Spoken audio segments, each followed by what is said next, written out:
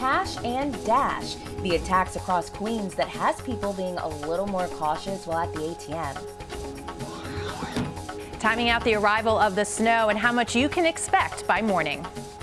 She has a degree in chemistry, but now she's a celebrity makeup artist? New York Live caught up with one woman whose pandemic pivot is paying off big time.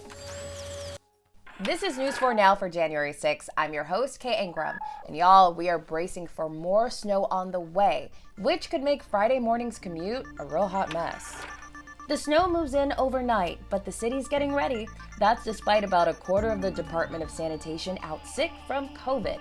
The city assures us that roads will be plowed, but get ready for possible dangerous driving conditions. As for Storm Team 4, they're timing it out for you.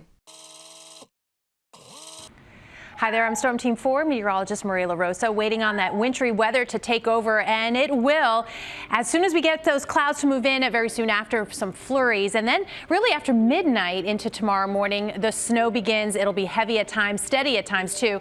Notice the time frame as we get into the morning hours. That is the prime time AM commute time. If you can delay travel, it's highly recommended. It's going to be that kind of snow. Totals we can manage. Timing is going to be tough.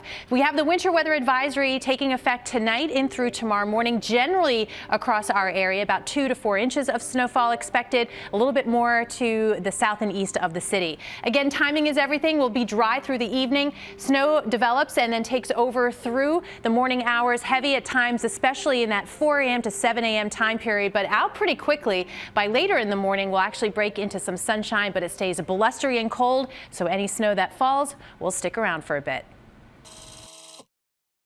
You know, when we go to ATMs, we try to be on our toes, right? We want to be a little alert, looking behind our shoulder, making sure people aren't checking out our information. Well, if you go to an ATM in Queens, you're going to want to be extra alert. Apparently, there are robbers who have been targeting ATMs all over the borough.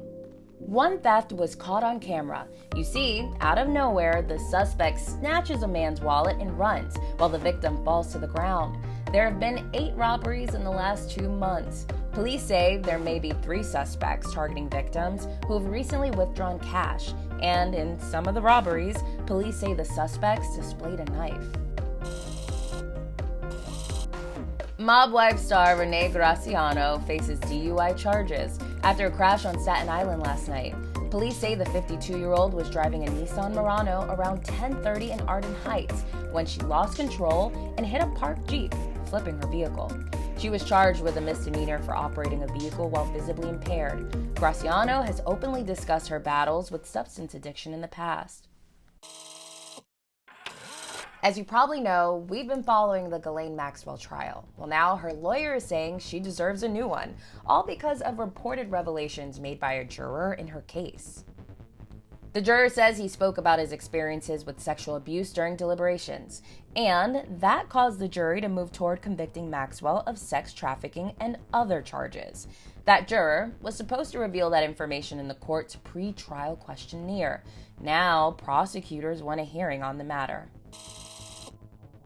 My friends, history has its eyes on this city council.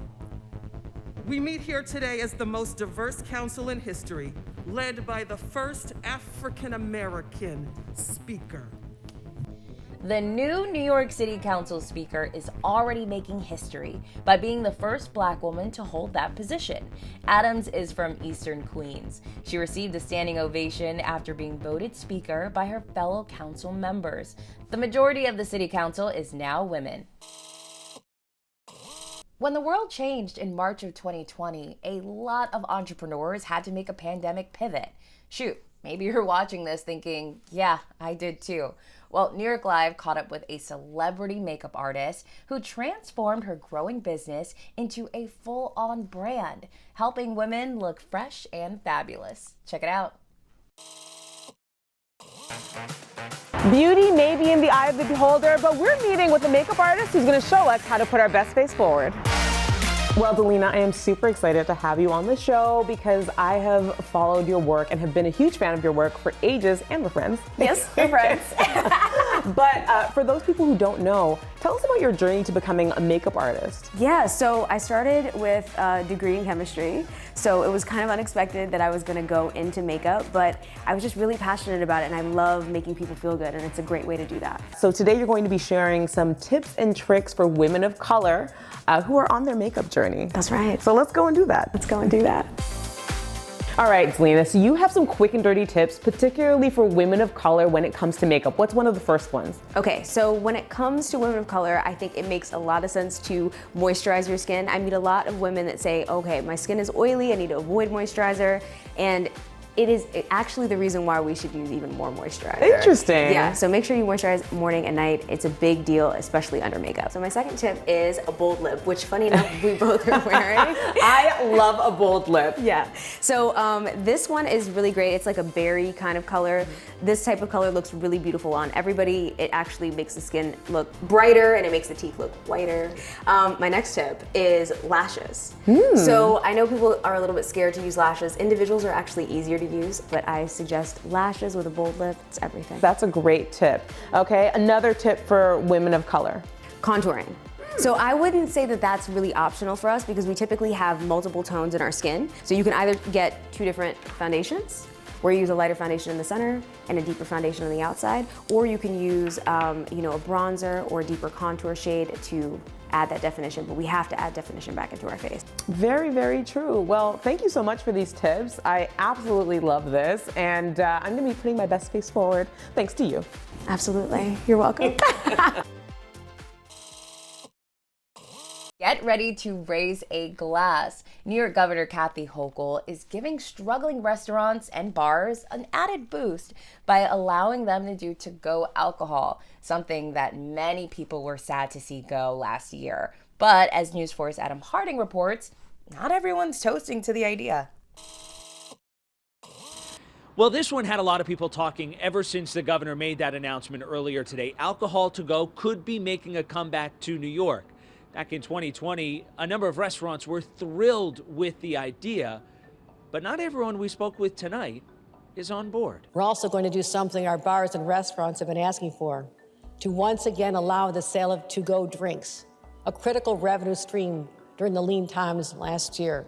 So cheers, New York. It was the toast from the governor Wednesday that quickly drew support from an industry battered by the pandemic. Drinks to go was such an extraordinarily important stream of revenue for struggling restaurants. It was so popular with the public. And frankly, it's a shame that it ever expired. So we toast and cheers the governor. To be clear, alcohol to go won't magically return overnight. Unlike last time, it has to go through the legislature. There are plenty of supporters. Do you like it? Are you in support of it? I would say I'm in support of it. Like in the summer, it's nice. But at this old pub in Lower Manhattan, it's been open as a bar since 1895. It is not a solution winning everyone over. I'm an old traditional bar owner. I don't want people sitting at home drinking. I want them to come here to drink. Peter O'Connell admits times are tough. It has been turbulent. Would that be the word you'd use? Up and down. It's like everybody else. It went through the storm, and we're coming out the other side of it now. How does Omicron factor into all that? Omicron was a disaster. Some regulars here aren't thrilled with the idea, even though it could help boost the bottom line. Probably increase it, I'm sure, quite a bit. Is that something that you would be in support of returning? Not for me. Are you glad that it may be coming back? No. Do you think you'll ever order a to-go drink? Probably not. The governor tonight also in her State of the State address saying that the survival of some businesses could depend on things like adding more outdoor space to offset any of those costs. She is in support of a tax credit. In Midtown, I'm Adam Harding, News 4, New York. All right, well, that's all the news I have for you for today. I hope you learned something new, and be sure to check back tomorrow for more updates on News 4 Now. I'm Kay Ingram. Thanks for checking in.